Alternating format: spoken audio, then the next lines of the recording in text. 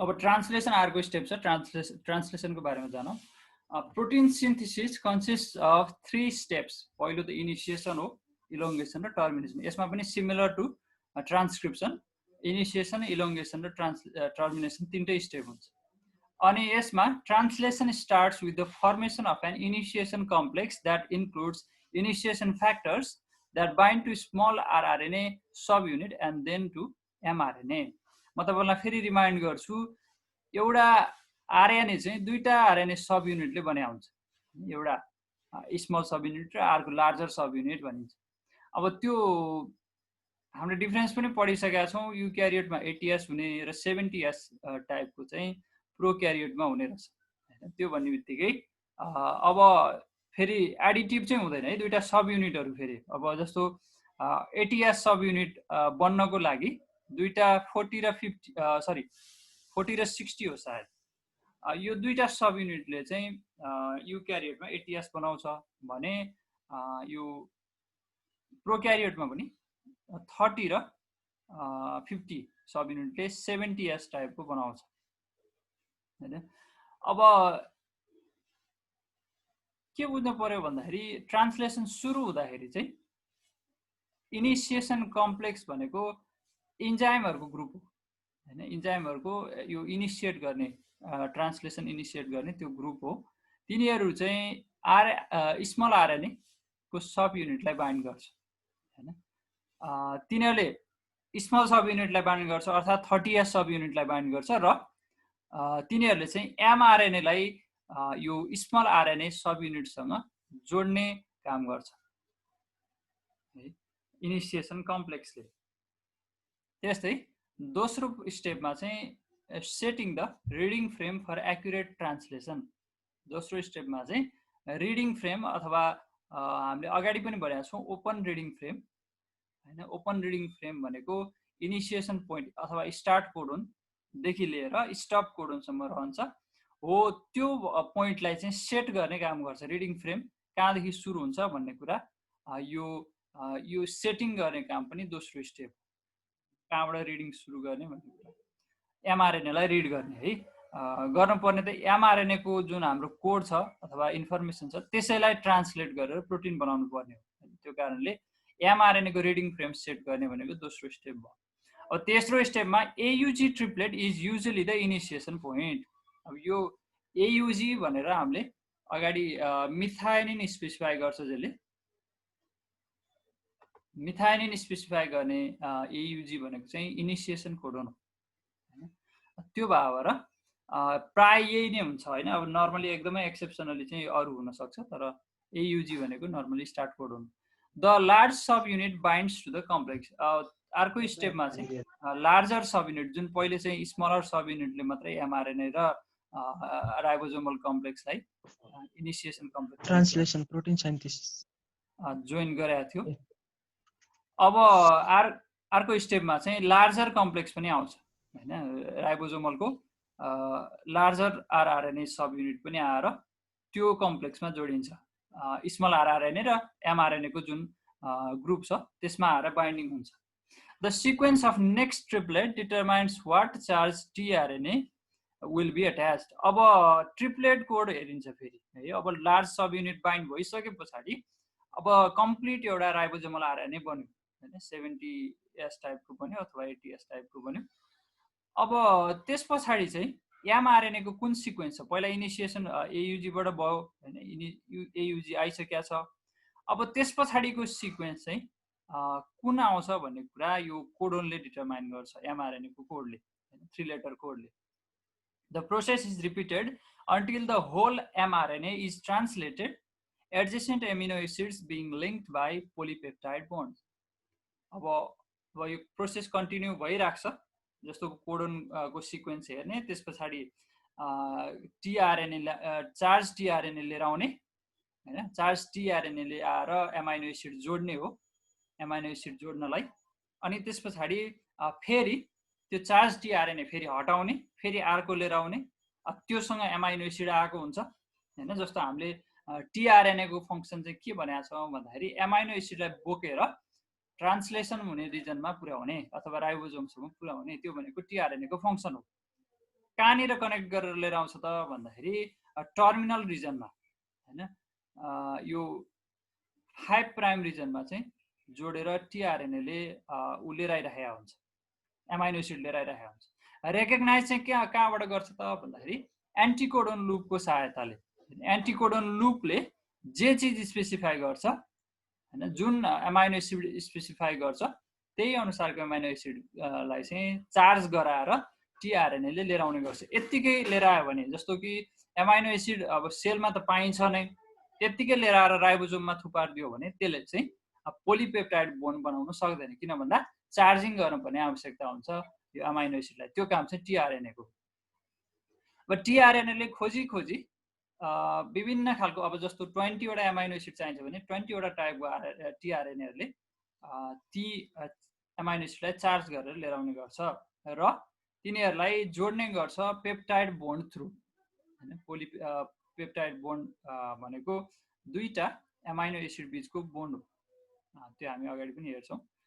The termination of translation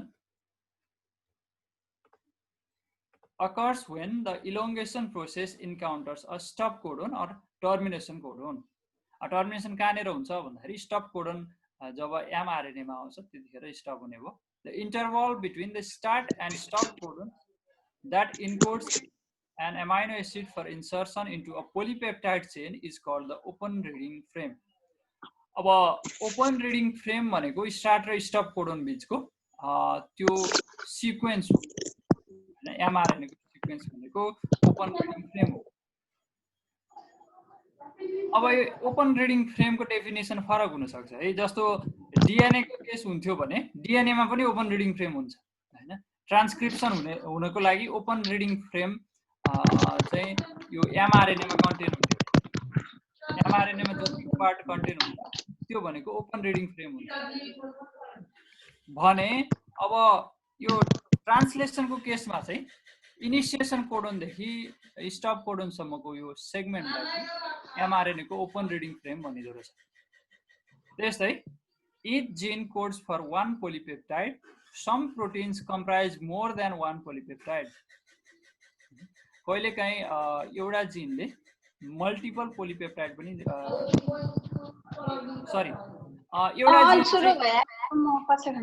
एउटा जिनले चाहिँ एउटा मात्रै पोलिपेप्टाइडलाई इन्कोड गर्ने हो हैन। सामान्यतया एउटा एमआरएनए ले एउटा पोलिपेप्टाइडको चेन बनाउँछ। पोलिपेप्टाइड भन्नाले पेप्टाइडहरु जोडिएको है। पेप्टाइड भनेको फेरि एमाइनो एसिडको बेसिक फर्म हो, बेसिक ग्रुपिङलाई पेप्टाइड भनिन्छ। त्यसैको फेरि ग्रुपिङ आयो भने पोलिपेप्टाइड भयो। भन्नुको अर्थ एउटा जिनले चाहिँ एउटा पोलिपेप्टाइड, एउटा किसिमको मात्रै पोलिपेप्टाइड बनाउँछ। Some protein comprise more than one polypeptide. अब कहिलेकाहीँ कस्तो हुन्छ भने एउटा यो सिंगल प्रोटिनमा चाहिँ कुनै एउटा प्रोटिनको कुरा गर्दाखेरि एउटा मात्रै पोलिपेप्टाइड हुँदैन। त्यसको लागि धेरै नम्बर अफ पोलिपेप्टाइड हुनुपर्छ, अर्थात् त्यसमा धेरै सब युनिटहरु हुन्छ। एउटा पोलिपेप्टाइडको एउटा सब युनिट भन्छ प्रोटिन है। प्रोटिन भनेको सब युनिटले बनेको हुन्छ। जस्तो हामीले राइबोजोम भनेका छौं। राइबोजोम भनेको प्रोटिन हो। राइबोजोम भनेको प्रोटिनको कम्प्लेक्स हो। त्यो प्रोटिन कम्प्लेक्स बनाउनको लागि दुईटा सब युनिटहरु चाहिन्छ, अर्थात् एटलिस्ट दुईटा चाहिँ पोलिपेप्टाइडहरु चाहिन्छ हैन। त्यस्तै अरु प्रोटिन बन्न पनि चाहिन्छ। त्यस्तो केसमा चाहिँ के हुन्छ भने मल्टिपल जिनहरुले काम गर्नुपर्ने हुन्छ। एउटा जिनले एउटा मात्रै पोलिपेप्टाइड बनाउनु भयो र मल्टिपल एमआरएनएहरुलाई चाहिँ रिडिङ गरेर विभिन्न सब युनिटहरु बनाउने र त्यो सब युनिटहरुलाई जोडेर एउटा प्रोटिन बनाउने आवश्यकता पर्छ। त्यस्तै all genes do not code for proteins, and further all genes in a cell are not actively transcribing mRNA all of the time. भन्नुको अर्थ अब कहिलेकाहीँ कुनै जिनले चाहिँ प्रोटिन इन्कोड गर्दैन है। तिनीहरुको काम चाहिँ के हुन्छ त खाली रेगुलेसन मात्रै गर्ने काम हुन्छ। प्रोटिन सिन्थेसाइज नगरिकनै यो फर्दर ट्रान्सक्रिप्सनलाई एसिस्ट गर्ने मात्रै काम हुन्छ। ट्रान्सक्रिप्सन अथवा ट्रान्सलेसनलाई एसिस्ट गर्ने मात्रै काम हुन्छ डाइरेक्टली है, without even transcribing or translating. र अब जिनहरु छ भन्दैमा सेलमा हरेक समय अथवा जतिखेर पनि ट्रान्सक्राइब भइराख्नु पर्दैन। जिनहरु इनएक्टिभली पनि बसिरहेका हुन सक्छ र पछि कुनै फेभरेबल सिचुएसन आइदियो सेलमा, सेलको यो इन्भाइरोमेन्टमा न्युट्रिसन बन्यो अथवा टेम्परेचर पुग्यो अथवा त्यस्तै केही फ्याक्टर भयो भने मात्रै ट्रान्सक्रिप्सन स्टार्ट हुने गर्दछ। Also, most enzymes are proteins, but all proteins are not enzymes. अब इन्जाइमहरु चाहिँ प्राय गरेर प्रोटिन नै हुन्छ, एकदमै रेयरली प्रोटिन नभएको इन्जाइम हुन्छ, तर सबै प्रोटिन चाहिँ फेरि इन्जाइम होइन। प्रोटिनहरु सबै इन्जाइम नै हुनुपर्छ भन्ने होइन, तर प्रोटिन इन्जाइम भनेको चाहिँ प्रोटिन हो फेरि। यो कुरा पनि डिस्टिङसन जान्न आवश्यक छ। तपाईले बायोकेमिस्ट्री पढ्नुहुन्छ सायद। सबै प्रोटिन चाहिँ इन्जाइम होइन, तर सबै इन्जाइम चाहिँ प्रोटिन हो भन्ने कुरा। अब यो बेसिक एमाइनो एसिडको स्ट्रक्चर हेरौँ। यो पढियो भने त्यस पछाडि पोलिपेप्टाइड चेन कसरी बन्छ भन्ने कुरा थाहा हुन्छ हैन। यसमा पहिले त एमाइनो एसिडको बेसिक स्ट्रक्चरमा यस्तो हुन्छ, माथि ए मा देखाएको छ।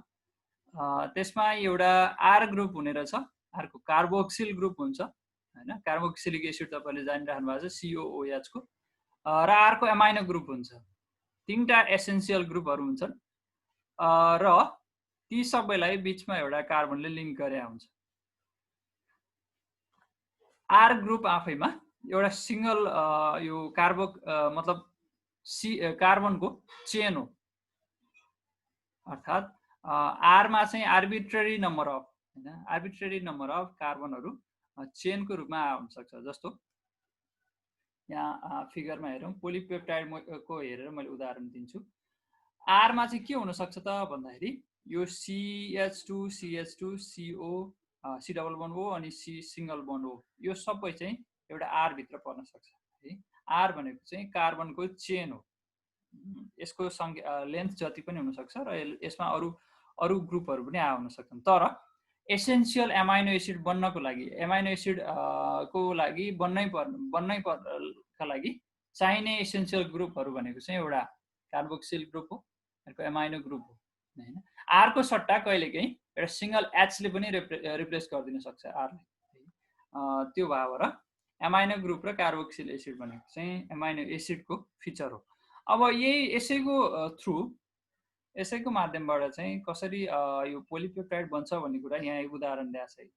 अन्त हेर्नु परेन, एउटा बोन्डमा फोकस भयो भने तपाईले बुझ्नुहुन्छ। जस्तो C डबल बोन्ड OH हुनु पर्ने यसमा हैन। भन्नुको अर्थ यो कार्बोक्सिलिक ग्रुप हो, यो माथि बनाएको, त्योबाट OH हटाछ हैन। OH हटाछ यहाँबाट, र यता NH, यतापट्टिको NH3 हुन्छ नर्मली। NH3 बाट NH3 भन्नु आयो, H2 आउनु पर्यो हैन। NH2 बाट एउटा हाइड्रोजन हट्या हुन्छ र त्यसरी माथिको OH हटेको, यो C बाट एउटा OH हटेको र योबाट H हटेको, एउटा सिंगल H हटेको, त्यसरी यो दुईटा हाइड्रोजन यताको हाइड्रोजन अक्साइड जोडिएर चाहिँ वाटर भएर डिसिपेट हुन्छ हैन। यो बोन्ड बन्दाखेरि, पेप्टाइड बोन्ड बन्दाखेरि एउटा वाटरको मोलिक्युल रिलिज हुन्छ र यस्तो C double bond O dash NH भन्ने एउटा बोन्ड फर्मेसन हुन्छ। यसलाई पोलिपेप्टाइड बोन्ड भनिन्छ हैन। यो भन्न खोजेको यो दुईटा यो एमाइनो एउटा मोलिक्युल र अर्को त्यस्तै एउटा एमाइनो मोलिक्युल बीच चाहिँ एउटामा NH2 ले बोन्ड गर्ने र अर्को एमाइनो यो मोलिक्युलबाट चाहिँ COOH ले बोन्ड गर्ने त्यो NH2 सँग, त्यसरी एउटा पेप्टाइड बोन्ड बन्छ। अब यसको अरु फर्दरमा आर ग्रुपमा अब यता देखाएको जस्तो यो आउन सक्यो हैन। त्यस्तै यो पनि एउटा आर ग्रुप हो, CH3 भन्ने पनि आर ग्रुप भयो। त्यो भएर आर ग्रुपको लेन्थ भेरिएबल हुन्छ, तर कन्सिस्टेन्टली सधैँ यो पेप्टाइड बोन्ड बन्नको लागि एउटा एमाइनो एसिड मोलिक्युलबाट NH2 इन्भल्भ हुन्छ भने अर्को एमाइनो एसिड मोलिक्युलबाट COOH कार्बोक्सिल ग्रुप इन्भल्भ हुन्छ। अब कसरी एक्ज्याक्टली चाहिँ प्रोटिन बन्छ त हैन ट्रान्सलेसन हुँदाखेरि भन्ने कुरा यो फिगरबाट हेर्न सकिन्छ। अलिकति जुम गरे, यसलाई देखिया छ नि है? हजुर सर, देखिया छ। ल यसमा चाहिँ के हेरौँ भन्दाखेरि यो निलो रिजनले देखाएको छ, जुन निलो लेन्थ छ यो चाहिँ एमआरएनए को सिक्वेन्स हैन। यसमा के छ त भन्दाखेरि इनिसिएसन पोइन्ट पनि छ, अर्थात् स्टार्ट कोडन पनि छ र स्टप कोडन छ। स्टप कोडन स्टार्ट कोडन दुईटै छ। अब के हुन्छ भन्दाखेरि सुरुमा एमआरएनए र यो स्मल राइबोसोमल सब युनिट हैन 30S टाइपको राइबोसोमल सब युनिट यिनीहरू चाहिँ इनिसिएसन कम्प्लेक्सको सहायताले यो एमआरएनए को र राइबोसोमल कम्प्लेक्सको एउटा ग्रुप बनाउँछ है। यसलाई इनिसिएसन कम्प्लेक्स भनिन्छ। अझै भन्नुपर्दा इनिसिएसन कम्प्लेक्स भनेको त अझ एउटा सुरुमा यो एमआरएनए को यो स्मल राइबोसोमल सब युनिटले एसडी भन्ने सिक्वेन्स रेकग्नाइज गर्छ हैन। एसडी भनेको साइन डाल्गार्नो भन्ने एउटा साइन्टिस्टको नाममा आएको छ। एसडी भन्ने सिक्वेन्स आइडेन्टिफाई गरेर त्यहाँ बाइन्ड हुन्छ। त्यो चाहिँ स्टार्ट कोडनको नजिक हुन्छ। एयुजी भन्ने स्टार्ट कोडनको नजिक हुने भयो र इनिसिएसन कम्प्लेक्स बन्नलाई एक्ज्याक्टली चाहिँ एउटा फेरि अर्को टिआरएनए आएर कनेक्ट भइदिनु पर्छ यो एयुजी रिजनमा। एयुजी रिजनमा टिआरएनए पनि आइदिनु पर्छ। टिआरएनए आउँदाखेरि कसरी आउँछ त भन्दाखेरि यसले initiator molecule initiator amino acid लिएर आउँछ। त्यो भनेको एफ मिथायोनिन हो, फर्माइल मिथायोनिन। यसले चाहिँ आफूसँग कनेक्ट गरेर लिएर आउँछ। किन भन्दा यो आफैमा चाहिँ एन्टिकोडनको सिक्वेन्स यसको के हुन्छ त भन्दा एयुजी को कम्प्लिमेन्ट्री सिक्वेन्स हुन्छ, अर्थात् युएसी भन्ने सिक्वेन्स हुन्छ हैन। युएसी भयो भने मात्रै टिआरएनएले एफमेट टिआरएनएमा एन्टिकोडन लुपमा चाहिँ युएसी भयो भने एफमेटलाई ल्याएर कनेक्ट गरेर लिएर आउन सक्छ। अनि त्यो लिएर आए पछाडि यसले कहाँ कनेक्ट गर्छ त भन्दा यो टर्मिनल रिजनमा 5 प्राइम रिजनतिर कनेक्ट गर्ने हो। र यसो गर्दाखेरि एफमेट भनेको चाहिँ चार्ज टाइप अफ टिआरएनए हो है। चार्ज गराएर लिएर आएको यो मिथायोनिन भएर चाहिँ चार्ज टिआरएनए हो। यो गएर इनिसिएसन कम्प्लेक्समा बाइन्ड भए पछाडि इनिसिएटर यो स्टार्ट कोडनमा बाइन्ड भए पछाडि यसलाई चाहिँ यो इनिसिएसन कम्प्लेक्स भनिन्छ। टिआरएनए मा भएको पहिलो टिआरएनए जुन चाहिँ एयुजीसँग बाइन्ड हुन्छ र स्मल राइबोसोमल सब युनिट र एमआरएनए को एउटा ग्रुपलाई इनिसिएसन कम्प्लेक्स भनिन्छ। त्यस पछाडि अर्को स्टेपमा चाहिँ के हुन्छ भन्दाखेरि यो लार्जर राइबोसोमल सब युनिट हैन, अर्थात् यो इपिए भएको 50S टाइपको राइबोसोम। इपिएस भन्ने 3टा डोमेनहरू हुन्छ यसमा, एक्ज्याक्टली यसलाई डोमेन भन्नुपर्छ। इपिए डोमेन भएको एउटा यो 50S टाइपको लार्जर राइबोसोमल सब युनिट पनि आएर यही इनिसिएसन कम्प्लेक्ससँग एट्याच हुन्छ। कसरी एट्याच हुन्छ त भन्दाखेरि सबभन्दा पहिले यो पी डोमेन चाहिँ आएर यो सुरुको एफमेट आरएनए जहाँ बसेको छ एयुजी त्यहीँ गएर पी डोमेन चाहिँ एट्याच हुन्छ। पी डोमेनले त्यसलाई राख्छ हैन, एयुजी सिक्वेन्सलाई राख्छ। त्यस पछाडि ए डोमेन चाहिँ अगाडि हुन्छ र ई डोमेन पछाडि हुन्छ। यो डोमेनहरू फिक्स हुन्छ है, यसको यो लेटरहरूलाई मोडिफाई गर्न पाइँदैन। त्यस्तै अब यति भए पछाडि एउटा कम्प्लिट राइबोसोमल युनिट खडा भयो है। राइबोसोमल स्मल र लार्जर सब युनिट र एमआरएनए र इनिसिएसन यो इनिसिएटर अर्थात् स्टार्ट कोडनको मिथायोनिन आए पछाडि सुरु भयो। अब त्यस पछाडिको स्टेप इलोङ्गेसन हो। इलोङ्गेसनमा चाहिँ के हुन्छ भन्दाखेरि सुरुमा बन्ने यो जुन टिआरएनए थियो सुरुको त्यो चाहिँ गएर यता बस्दिन्छ है। अर्थात् यो चेन चाहिँ एमआरएनए को चेन चाहिँ स्लाइड हुन्छ बिस्तारै है। सुरुमा यो पीमा छ भने अब ए साइडतिर स्लाइड हुन्छ, एमआरएनए आफैमा स्लाइड हुन्छ। स्लाइड हुनको लागि के गर्नु पर्यो त भन्दाखेरि 5 प्राइम चाहिँ यता मुभ भइदिनु पर्यो हैन। त्यसो हुँदाखेरि पी साइडबाट ए साइडतिर जाने भयो। 5 प्राइम रिजन चाहिँ 3 प्राइम रिजनतिर एक यो 3टा एमाइनो एसिडको सिक्वेन्सको एउटा ग्रुपले चाहिँ सरी एमाइनो एसिड भन्नु आयो बेस पेयरको सिक्वेन्सको ग्रुपले अर्थात् सिङ्गल कोडोनको लेन्थमा चाहिँ स्लाइड हुन्छ बिस्तारै। एयुजी पछाडि यो एयुजी चाहिँ यता ए डोमेनमा पुग्छ। अब त्यता पुगे पछाडि फेरि पी साइड चाहिँ खाली भयो हैन। पी साइड खाली भयो। अब पी साइडमा के आउँछ भने अर्को चार्ज टाइपको टिआरएनए आइदिन्छ है। चार्ज टिआरएनए आउँछ। त्यसलाई पनि त्यसले फेरि यहाँ जुन कोडन यो स्लाइड भइसके पछाडि एउटा कोडन देखा पर्छ। त्यो कोडनको सिक्वेन्स कुन हो त्यसको आधारमा चाहिँ चार्ज टिआरएनए आएर पी साइडमा कनेक्ट हुन्छ। यदि त्यो सिक्वेन्समा चाहिँ युयुयु छ भने त्यसमा एएजी सरी युयुसी छ भने एएजी आएर कनेक्ट हुन्छ। एएजी बोकेको चार्ज टिआरएनए आएर कनेक्ट हुन्छ हैन। अर्थात् एएजीले चाहिँ के बनाउँछ त भन्दा फिनाइल एलेनाइन बनाउँदो रहेछ है। फिनाइल एलेनाइन भएको बोकेर मतलब आउने भयो। अनि त्यस पछाडि अब यो पहिलाको चाहिँ यो एबाट हट्छ हैन। ए साइडबाट हटेर निस्किन्छ। त्यो चाहिँ अनचार्ज हुन्छ। सुरुमा चार्ज भएको एमाइनो एसिड दिन्छ यसले हैन। एमाइनो एसिडलाई जोड दिन्छ र एमाइनो एसिड जोडेर आफू चाहिँ अनचार्ज भएर निस्किन्छ। अब फाइनली यही प्रोसेस चाहिँ अगाडि बढ्ने हैन। बिस्तारै यता यता स्लाइड हुँदै गएर यो ए साइड खाली हुने हैन।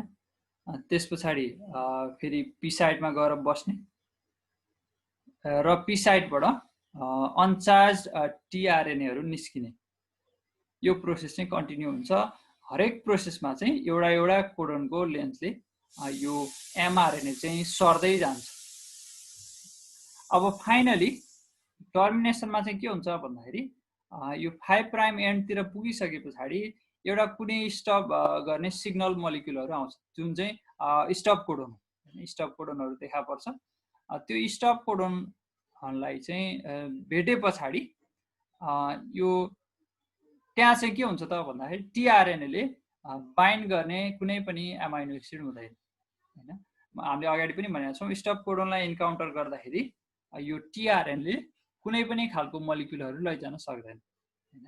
त्यो कारणले त्यो प्रोसेस चाहिँ स्टप हुने भयो। टर्मिनेसन हुने भयो।